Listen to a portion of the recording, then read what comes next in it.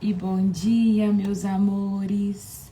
Deus abençoe a vida de vocês, que a graça e a paz esteja sobre a sua vida, que hoje seja mais um dia de romper, que hoje seja mais um dia de avançar, que hoje seja mais um dia cheio da graça e da bondade de Deus sobre a nossa vida. Bora que já tá na hora. Você tá acordando agora? Pega aí sua Bíblia, bloquinho de anotação, marca texto. Amém? Saudade de você também, amiga. Bom dia. Gente, minha cabeça parece que vai cair. Tô com muita dor de cabeça. Tô com muita dor de cabeça. Tô com problema na coluna. Ontem eu não consegui levantar, por isso que eu não apareci ontem. Ontem foi minha coluna, parece que eu apanhei muito ontem. Estamos rompendo em fé, em nome de Jesus. Obrigada, Val. Vamos orar? Vamos agradecer o Senhor por mais um dia? Como é que vocês estão? Estão bem? Firme e forte? Rompendo? Aí de onde você está, chama a presença de Deus aonde você está. Seja na sua casa, no seu trabalho, no carro, no ônibus, dentro do avião, se você está indo viajar. Delícia para quem está indo viajar, hein? Glória a Jesus. Aonde você estiver, chama a presença de Deus, feche os seus olhos e diga muito obrigado, Senhor. Vamos começar com gratidão no nosso coração, dizendo muito obrigado, Pai. Obrigado, Pai. Obrigado, Senhor, por mais um dia que está iniciando. Obrigado, Pai, pela Tua presença sobre a nossa vida. Nesta manhã, Deus, nós Te louvamos e nós Te agradecemos porque o Senhor é o nosso Deus e o Senhor é o nosso Pai. E nós reconhecemos, Deus, que sem Ti nós nada podemos ser e nada podemos fazer. Te louvo, Te agradeço, Pai, porque a Tua bondade e a Tua misericórdia se renovou sobre as nossas vidas nesta manhã. Papai, venha com um bálsamo nesta manhã sobre as nossas vidas, renovando, Deus, não só a minha força, o meu ânimo, mas também o dos meus irmãos. Que haja mesmo uma porção de alegria, que haja uma porção de amor, de graça e de bondade nesta manhã. Que os nossos olhos sejam abertos diante da Tua palavra. Eu creio, Pai, numa palavra que é atemporal. Ela permanece falando aos nossos corações nos dias atuais. Revela-nos, Deus, os Teus segredos nesta manhã. Que possamos mesmo, Deus, ser bem ajustados, alinhados de acordo com a Tua palavra. Espírito Santo, nós pedimos a presença do Senhor aqui nesse lugar.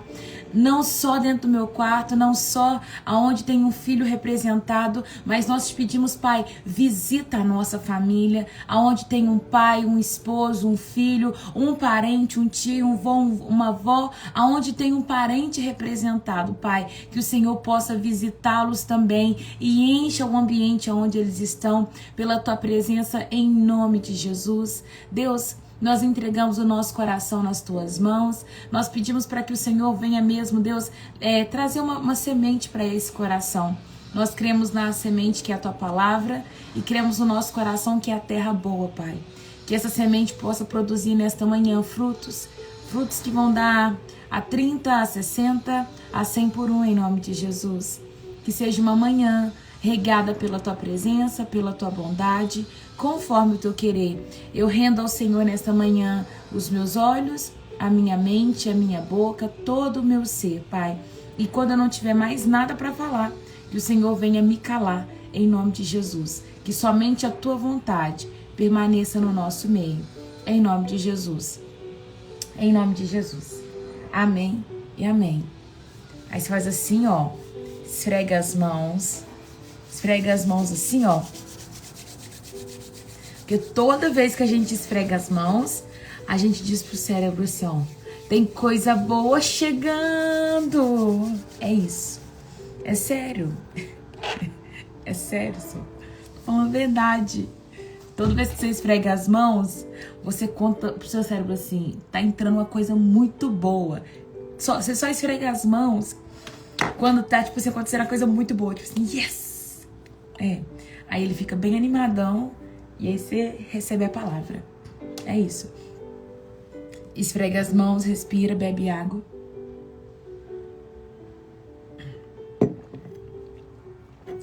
Que nessa manhã a gente possa ser mesmo alimentados pela palavra de Deus. Tem alguém que está aqui pela primeira vez? Se você está aqui pela primeira vez, seja bem-vindo. Seja bem-vindo em nome de Jesus. Tá? Nós estamos em uma jornada, lendo a palavra em ordem cronológica. Nós estamos finalizando, indo para os capítulos finais de Josué. Olha isso. Eu não vou dar conta. Dilce, seja bem-vinda, viu? Em nome de Jesus. Nós estamos lendo a Bíblia em ordem cronológica. Estamos chegando nos capítulos finais do livro de Josué. Eu não vou dar conta de ler muitos capítulos hoje. Vou ler somente o 20. O 20 é pequenininho. Falando sobre a cidade refúgio. E abram comigo lá, capítulo 20, versículo 1. A minha tradução é a NVT. E disse o Senhor a Josué. Nesse momento, quando a gente chega no capítulo 20, para situar para você que está, talvez, há muito tempo você não participa do devocional, para que você não fique perdido, nós estamos em um momento onde Josué, ele já entregou as terras para todas as tribos. Então, todas as 12 tribos agora está posicionada em seu território, tanto a oeste do Jordão quanto a leste do Jordão. Todo mundo tem terra. E agora ele vai falar sobre as cidades refúgio e no capítulo 21 ele vai falar sobre a distribuição de terra para os levitas. Levitas não têm direito à porção de terra específica, mas eles vão receber de cada tribo um pedacinho de terra para eles morar. Tá? É diferente, eles não vão pegar aquela terra como deles, mas eles têm o direito de morar naquela terra. E agora nós vamos falar sobre a cidade refúgio e eu quero trazer uma aplicação para os nossos tempos atuais e como essa palavra ela se aplica hoje na nossa vida e onde é a nossa cidade refúgio em tempos atuais. O Senhor disse a Josué: diga aos israelitas que designem as cidades refúgio, de acordo com as instruções que dei a Moisés. Qualquer que matar alguém acidentalmente e sem intenção poderá fugir para uma dessas cidades. Serão lugares de proteção contra parentes da vítima que quiserem vingar da sua morte. Ao chegar a uma dessas cidades, a pessoa que tirou a vida de alguém comparecerá diante das autoridades à porta da cidade e apresentará o seu caso. Eles permitirão que essa pessoa entre na cidade e lhe darão um lugar para habitar no meio deles. Se os parentes da vítima forem até lá para vingar sua morte, as autoridades não entregarão o acusado, pois ele matou alguém sem intenção e sem hostilidade anterior. O acusado, porém, deve permanecer na cidade e ser julgado pela comunidade que dará o veredito. Continuará a viver na cidade até a morte daquele que era o sumo sacerdote na época do acidente. Depois disso, terá liberdade de volta para a casa na cidade de onde ele fugiu. A cidade refúgio era um lugar onde ele podia ir caso ele cometesse algum crime. A cidade refúgio era como se fosse uma penitenciária, porém a pessoa ia por conta própria. Esse lugar era um lugar onde ele se resguardava dos parentes da vítima. Por exemplo, aqui, gente, está se tratando de morte acidentalmente, né? Aqui tá falando, no versículo 3 fala: qualquer um que matar alguém acidentalmente. Tava no campo, matou alguém atropelado, acidentalmente, não foi tipo de propósito. Matou acidentalmente, o parente não vai entender que foi acidentalmente e vai querer vingar daquela pessoa que matou a outra pessoa. Então, essa pessoa que matou acidentalmente, ela tem direito de ir morar na cidade refúgio. Porém, chegando na cidade refúgio, ela só entra apresentando o caso dela para as autoridades daquela cidade. Então, a cidade refúgio foi uma cidade criada para proteger pessoas que tinham cometido algum crime e precisava se resguardar dos parentes que com certeza ia requerer a morte daquela pessoa. Então ela ficava ali até a morte do sacerdote ou daquela pessoa ali que que estava requerendo a morte dela. Depois de um tempo ela poderia voltar para a cidade de onde ela fugiu. Essas cidades designadas como cidade de refúgio era Guedes, na Galileia, na região montanhosa de Neftali, Siquém, na região montanhosa de Efraim, Kiriat Arba, isto é, em Hebron, na região montanhosa de Judá. Essas foram as cidades designadas do lado leste do Rio Jordão.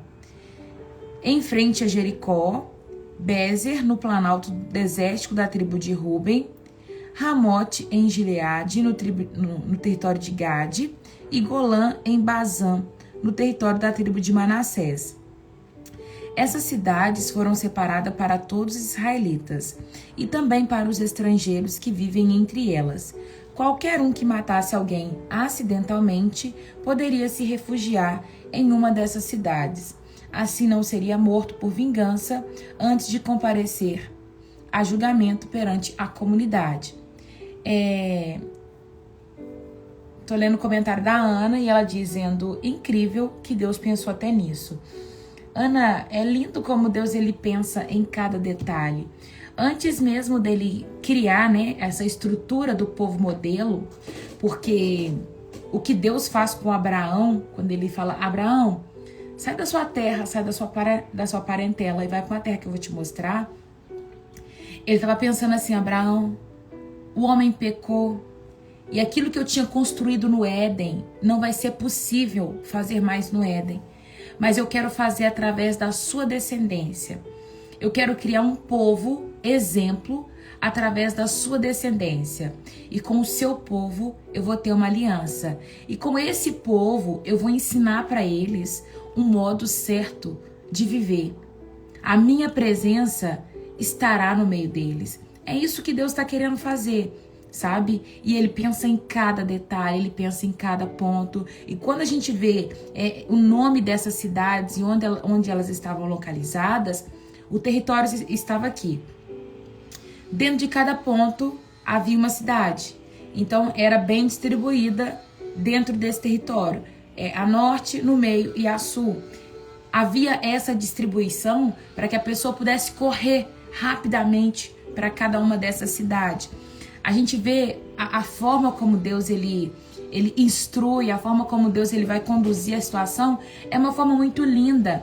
Eu não sei se você tem isso bem organizado já na sua mente, mas o propósito inicial de Deus para os seres humanos era ter uma vida de relacionamento.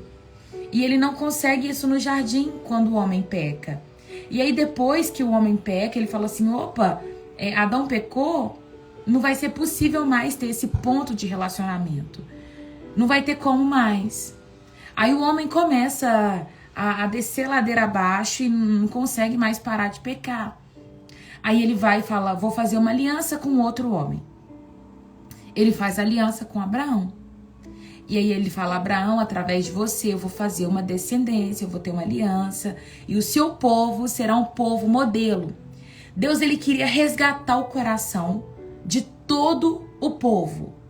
E aí ele vai dizer, vou criar um povo modelo. Então ele cria o seu povo. Somente os descendentes de Abraão eram um povo que tinha uma aliança. Ei, Silvana, seja bem-vinda. Somente o povo, a tribo ali de os filhos de Jacó, né, as 12 tribos, tinham uma aliança com Deus. E Deus está querendo o quê? Deus está criando uma redoma, de fato, um cercado. Deus está criando um cercado e dizendo nesse cercado assim: olhem para esse povo e sejam como eles.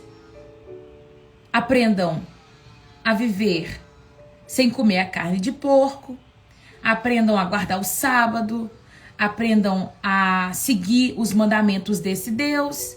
Deus queria que a população olhasse para o jeito que essas pessoas viviam e imitassem o comportamento deles e voltassem ao ponto original, a ter um relacionamento com um único Deus. Era isso que Deus queria. Fazer desse povo um povo modelo. Só que aí o que o povo faz? O povo não quer ser modelo.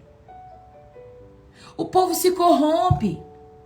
Israel não guarda mais o sábado. Israel vai ficar lá tipo assim, Deus pede, vocês vão plantar em 6 anos e no 7º vocês vão deixar a terra descansar. E sabe o que Israel começa a fazer? Israel começa a plantar sem descanso para a terra. Por quê? Porque eles estavam com medo de no 7º ano passar fome. A insegurança daquele povo leva eles a não viver a vontade de Deus. E aí isso fala ao nosso coração até hoje.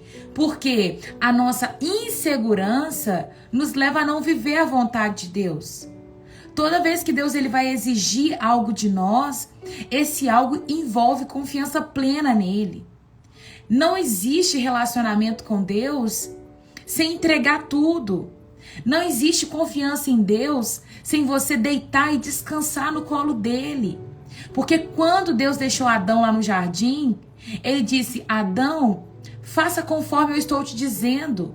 O dia que Adão deixou de escutar a voz de Deus, ele entrou em uma enrascada muito grande.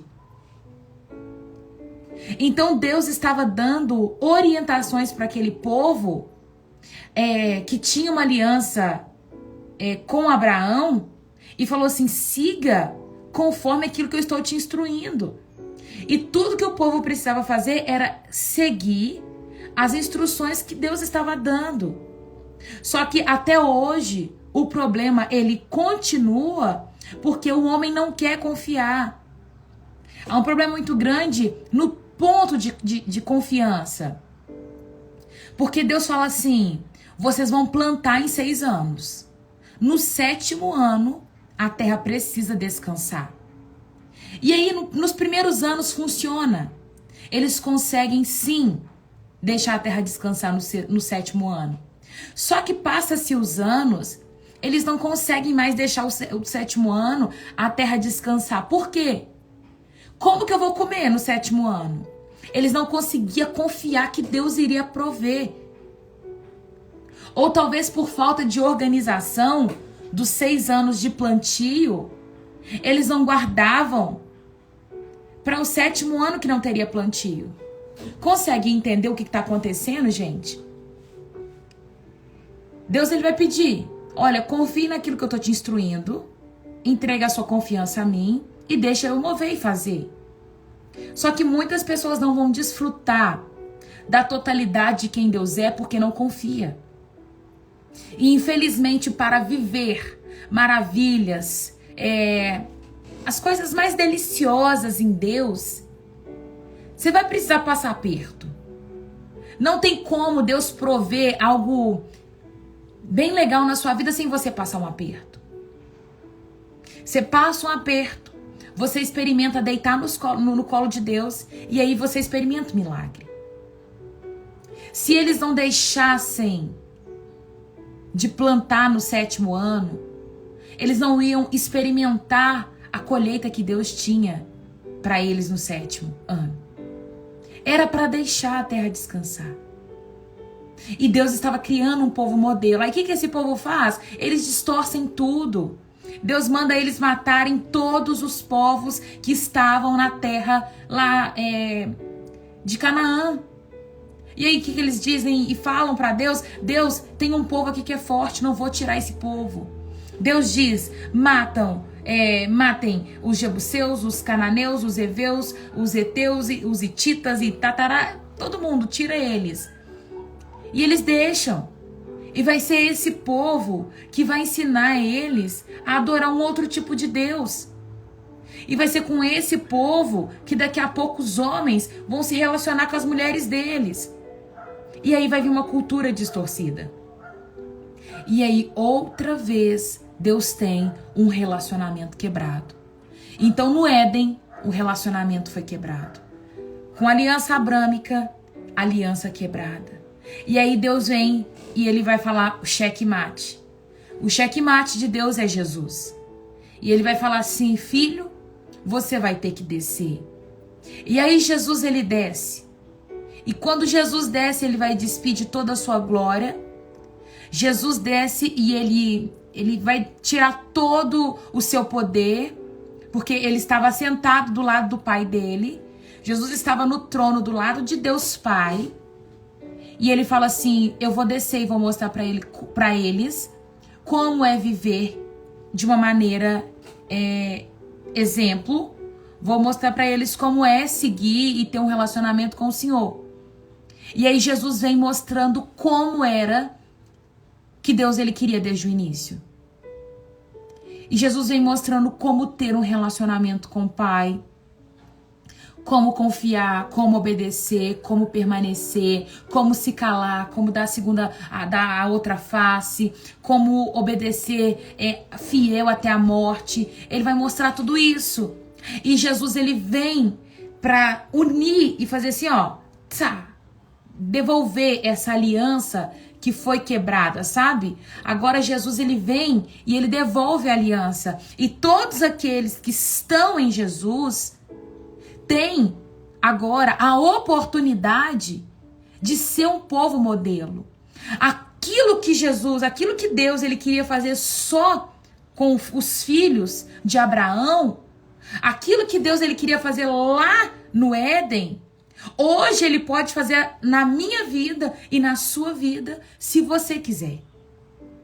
Hoje as pessoas já não olham mais só para aqueles filhos de Abraão, para olhar como vive. Mas eles podem olhar para a minha vida e para a sua vida e saber como se comporta. Já não é mais um povo, mas é um reino. Já não é só um povinho, já não é só uma aliança, mas é uma tremenda aliança. Já não é só mais um povo escolhido, mas são vários povos escolhidos que podem fazer a aliança se estendeu, sabe? E Jesus encontrou a sua vida. E você pode fazer parte dessa aliança. Jesus, hoje ele tem um compromisso com aqueles que têm compromisso com ele. Há um problema quando as pessoas já não querem mais ser modelo para a manifestação do reino. Ou fingem ser modelo para a manifestação do reino. Ou pegam só a parte que convém. Existe um povo querendo só a parte que convém. Eu comecei hoje falando da cidade refúgio. Naquela época, para aquele povo, Deus ele falou assim, para vocês que são um povo modelo, eu vou criar a cidade refúgio para quando acontecer algo ruim, para quando der problema, vocês fogem para lá. E hoje, Raira, hoje tem a cidade refúgio. A cidade refúgio, ela chama Jesus Cristo. Quando der ruim, quando acontecer alguma ruim, foge para lá. A cidade de refúgio é Jesus Cristo. Ele é a nossa cidade refúgio. Quando o diabo tentar te acusar de alguma coisa que você fez, você foge para a cidade refúgio. Jesus é a nossa cidade refúgio hoje. Ele ainda pensou nisso. Ele continua pensando nos detalhes. Jesus é a nossa cidade refúgio. Eu vou te contar por que ele é a cidade refúgio. Existem 2 episódios que me chamam a atenção. O episódio de Judas e o episódio de Pedro. 2 pessoas que traem Jesus. Existe um momento onde Judas, ele vai vender Jesus por 30 moedas de prata. E ele vende Jesus, e ele vai vender Jesus, as pessoas vão pegar Jesus e vão levar Jesus e vão crucificar Jesus. E na hora que ele vê que ele entregou o Filho de Deus, ele vai ver o ponto que ele tinha chegado, ele vai falar assim, não acredito que eu fiz isso. E vai bater um remorso tão grande dentro de Judas, que ele vai resolver com as próprias mãos. E Judas vai tacar as moedas, ele vai tentar devolver as moedas, ele volta e ele vai tentar devolver as moedas, ele vai falar assim, eu não quero mais as moedas. Os soldados viram para ele e falam assim, não, agora pra gente não importa, não queremos mais. Ele vai comprar um campo com as moedas e ele se joga naquele campo, não se sabe ao certo o que ele faz, mas a Bíblia vai falar que ele se joga e se mata naquele campo. O corpo de Judas foi encontrado nesse campo. Ele se matou nesse campo. Campo de sangue é conhecido. O campo onde Judas morreu. Alguém que estava com um remorso absurdo por ter entregado Jesus. Judas pecou, gente? Pecou. Ele cometeu algo errado. Mas aí nós vamos para outra pessoa.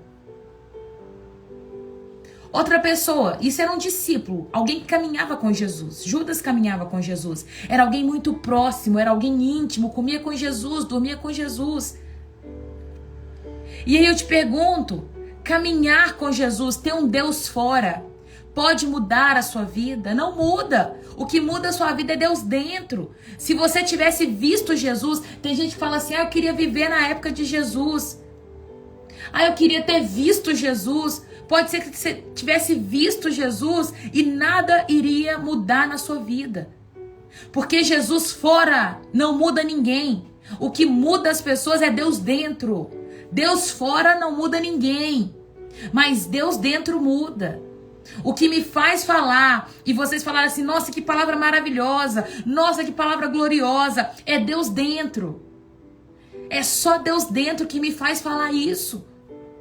Porque se Deus não estiver dentro de mim, eu não tenho nada para entregar para vocês. Talvez se vocês tivessem Deus fora, visto Jesus, caminhado com Jesus, nada iria acontecer com vocês. Judas caminhou com Jesus e ele conseguiu trair ele. E ele traz Jesus, ele entrega Jesus por 30 moedas de prata. A cobiça no coração de Jesus, de Judas foi tão grande, e ele acabou entregando Jesus. Compra o terreno, se mata e acabou. A vida de Judas acabou ali. Mas tem uma outra pessoa que também traiu Jesus. Pedro, discípulo, viu Jesus, dormia com Jesus, caminhava com Jesus, andou sobre as águas. Foi aquele que Jesus disse, Pedro, tu és pedra, e sobre essa pedra eu edificarei a minha igreja. Foi aquele que Jesus disse, Pedro, o que dizem que eu sou? E ele diz, você é o Cristo, o Filho do Deus vivo. E ele vai falar, não foi homem nem carne que te disse isso, Pedro, mas o próprio Pai, o Deus Todo-Poderoso que te revelou essas coisas. Pedro vai ter revelações tremendas de quem Jesus é. E quando eles levam Jesus, Pedro foi aquele que falou assim, eles só vão te levar por cima de mim. Eu não vou deixar te levar.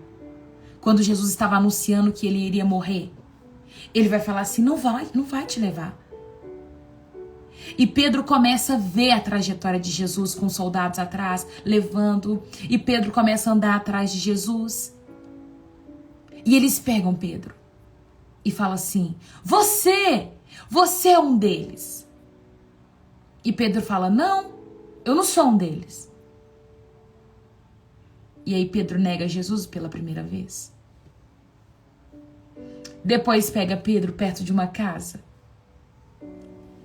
Você é um deles. Você anda como ele. Você parece com ele.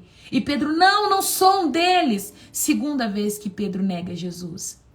E depois ele olhando Jesus de longe, já sendo muito açoitado. A Bíblia fala que o olhar de Pedro se cruza com o olhar de Jesus. E eles perguntam para Pedro assim, Pedro, fala com ele assim, você é um deles. Sim, você estava com ele, nós vimos você com ele. E ele fala assim, não, eu não estava com ele. E o olhar dele estava de encontro ao olhar de Jesus. E ele fala, não estava com ele. E diz que naquele momento, que o olhar de Pedro se cruza com o olhar de Jesus, Pedro chora amargamente. Naquele momento, Pedro entendeu o que ele fez. Só naquela hora, a ficha de Pedro cai. E aí ele viu que ele tinha negado Jesus. Que seria o mesmo que tem entregado Pedro, que tem entregado Jesus. Pedro se equiparou com Judas nesse momento. O pecado era igualzinho. Não tinha diferença. Mas o choro de Pedro disse, por que eu fiz isso? Ele chorou tão profundamente, ele chorou amargamente, ele disse, por que eu fiz isso? E ele se arrepende. E ali Pedro vai procurar um canto para ele se arrepende, ele chora, ele recalcula a rota dele e ele vai tentar agora ir para a cidade de refúgio. E aí quando Jesus ressuscita, Jesus procura Pedro. E ali agora é a hora que vai reaver os pontos. E quando Jesus começa a reaver os pontos com Pedro, ele vai falar assim, Pedro, tu me amas? Pedro vai dizer, Senhor, te amo. Pedro, tu me amas? Te amo. Pedro, tu me amas? Pedro, já não aguentando responder mais, vai responder assim, tu sabes. E Jesus, conhecendo o coração de Pedro arrependido e não com remorso, vai falar assim com ele, então, apacenta as minhas ovelhas. Eu chego a ficar maravilhada com isso, porque não se trata de alguém perfeito, e isso revela o coração do Pai, porque o Pai não está procurando pessoas perfeitas, o Pai não está procurando pessoas que nunca vão pecar, o Pai não está procurando serviço, lembra que eu disse isso? Mas o Pai está procurando trabalhadores, e ele diz, Pedro, eu continuo confiando em você. Pedro, tem algo lindo que eu vou fazer através da sua vida. E o meu amor e o seu amor por mim se prova através das vidas que você vai ganhar para mim. Cuida das minhas ovelhas, Pedro. O meu amor e o seu amor por mim não se prova por palavras, mas se prova pelo amor que você tem cuidando deles. Então, o nosso amor por Jesus não se prova por palavras, mas o nosso amor por Jesus se prova quando nós cuidamos de vidas. É isso que Jesus está dizendo para Pedro. Pedro, não interessa aquele dia que você me negou. Ficou para lá, porque eu já vi o seu coração arrependido, Pedro. Ficou para lá, Pedro, tá cancelado. Deixa pra lá, Pedro. O que importa é daqui pra frente, Pedro. E eu quero falar pra você nessa manhã, foge pra cidade de refúgio. É sobre isso, meu irmão, minha irmã. Existe uma cidade de refúgio. Judas não correu pra cidade de refúgio, mas Pedro foi pra lá. Pedro correu para lá e Jesus começou uma história através dele. Eu sou apaixonada com esse Deus. Porque independente, sabe? Independente da minha queda do dia de hoje, de amanhã, ou independente do que acontecer, se eu lembrar todos os dias que existe cidade de refúgio, há um tempo novo, o tempo todo. Tá entendendo? Eu não sei que tempo que você está vivendo, eu não sei que modo que você está vivendo, mas não deixa Satanás te acusar. Não deixa você comprar um campo de sangue e se lançar nele. Diante do que você cometeu, diante do que você fez. Recalcula a sua rota e volta para Jesus nessa manhã. Sabe? Vira para Jesus e fala assim: Jesus, eu te neguei mesmo. Jesus, eu fiz algo errado. Eu falei mal. Jesus, eu fiz algo errado, mas me deixa voltar nessa manhã. Ele não vai querer nem saber mais o que você fez. Ele só vai querer saber que horas que você vai voltar. O Pai tem saudade de nós. Ele só quer criar um povo modelo. Ele só quer criar um povo que o adora. Ele só quer criar um povo que está interessado em um reino. E esse povo somos nós. Tá entendendo? Recalcula sua rota. Consagra a sua vida. E vai caminhando de glória em glória. Gente, eu já vou encerrar essa live. Eu não sei vocês, mas o sentimento que eu tenho é que do céu, o Pai já deu a ordem para Jesus voltar. É como se o Pai já tivesse dito para Jesus assim: filho, pode voltar para buscar a sua igreja.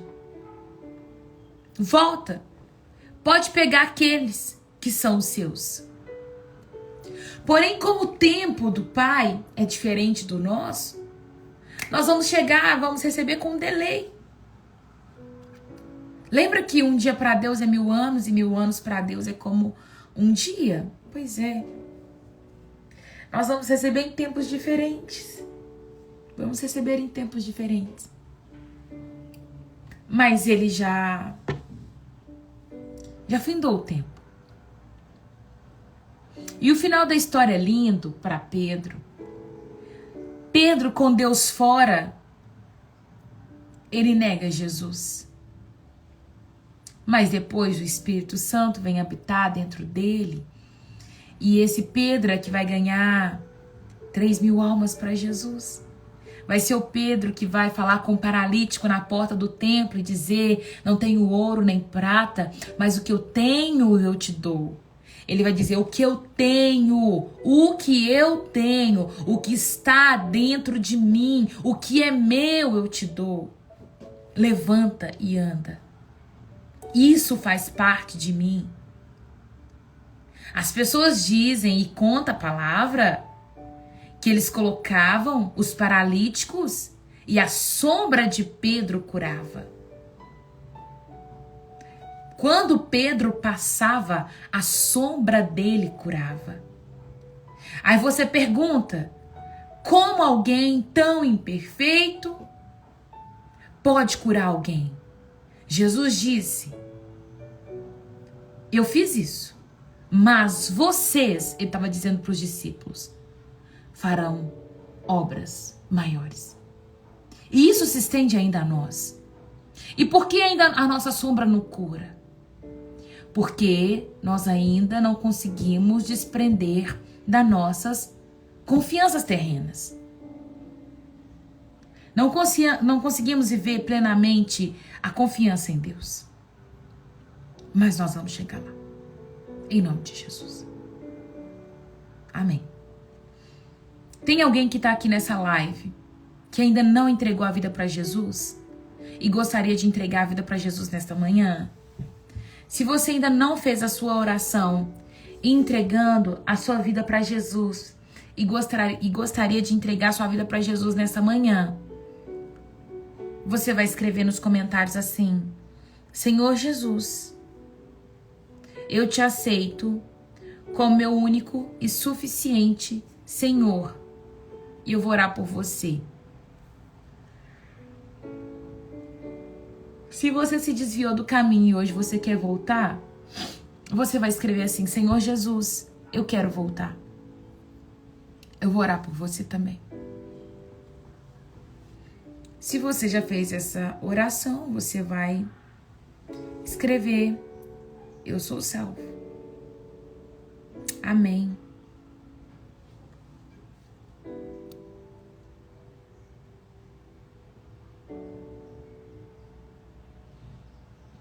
Amém, Priscila. Glória a Jesus.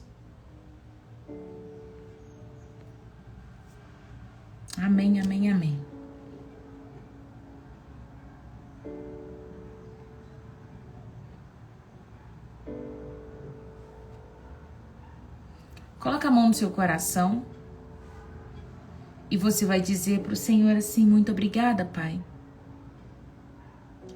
Que essa palavra ela possa entrar no meu coração e produzir muitos frutos a 30, a 60, a 100 por um. Deus, eu quero entregar cada vida que aqui está nas tuas mãos. Que essa palavra ela seja viva no nosso coração, que ela não se perca. Queremos lembrar que o Senhor é a nossa cidade de refúgio, que o Senhor possa mesmo contar com a gente para fazer um povo modelo. Que as pessoas olhem para nós e vejam um referencial da glória de Deus. Que as pessoas olhem para a nossa vida e tenham facilidade de reconhecer quem o Senhor é, porque nós parecemos com o Senhor. Que seja isso, Pai, o que eu te peço em nome de Jesus. Que venhamos ter um dia abençoado e cheio da tua presença, em nome de Jesus. Amém e amém. Deus abençoe a vida de vocês. Façam todos um excepcional dia. E eu creio que até quinta-feira, se Deus quiser, eu vou conferir aqui direitinho na agenda. Essa semana tem capelania prisional. Então eu creio que amanhã, tá? Eu creio que a capelania prisional essa semana é amanhã. Então amanhã eu tô pra penitenciária, tá bom? Beijo. Deus abençoe a vida de vocês.